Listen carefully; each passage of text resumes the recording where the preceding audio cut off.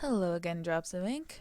In this little mini-sode, I'm going to show you some other adjustments that you can use to help make your photo better.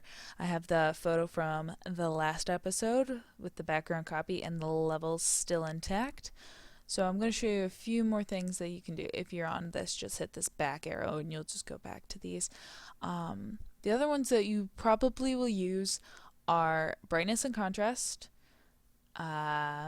Let's see. Color balance, vibrance, definitely levels, black and white, which is right here. So I'll show you all of these. So brightness contrast is pretty self-explanatory. You know, less brightness, more brightness. On this photo, let's go a little darker to get these splashes in. And then contrast, we'll amp up the contrast since it's kind of interesting colors with this. But yeah, less contrast, more contrast. We'll leave it like at 50. Another thing you can use is vibrance. This, more vibrance, less vibrance. So, this stuff you can kind of play around with. I mean, don't do anything too extreme like this, but it's all kind of stuff you can mess with before you put stuff in the issue. Don't put stuff in the issue that looks extreme. Just mess with it on your own. It's kind of fun. This is kind of interesting. It's kind of fun. Hue and saturation. You can make things purple and blue. It's a little. Probably don't need to know that, but it's just fun, and I like having fun. Don't tell G. Color balance. This is I'll have another whole episode dedicated to color balance because with the school's fluorescent lighting, this becomes a necessity. This helps, the colors of the shadows, midtones, and highlights. Basically, your color spectrum that you've been taught is different than it is in the photo world.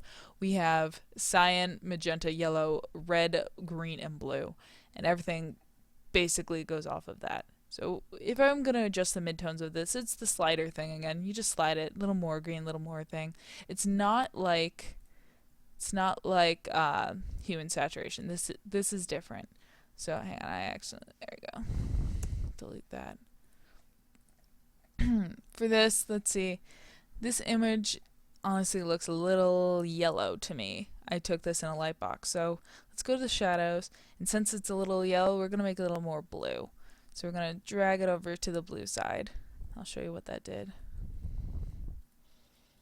So it does that. When I get to the episode on color balance, I'll go over how fluorescent lighting screws up most of your photos that you'll be taking in the school. So it'll just kind of help balance that out a little more. Photo filters, they're not like Instagram filters, so don't even think about it. Black and white. Black and white's kind of fun. For this, when you hit it, automatically turns your image black and white. Then you can move these sliders around and make it look, a little better. Let's see, have darker greens. There we go, like that. A little higher, a little lower. You can just mess with that.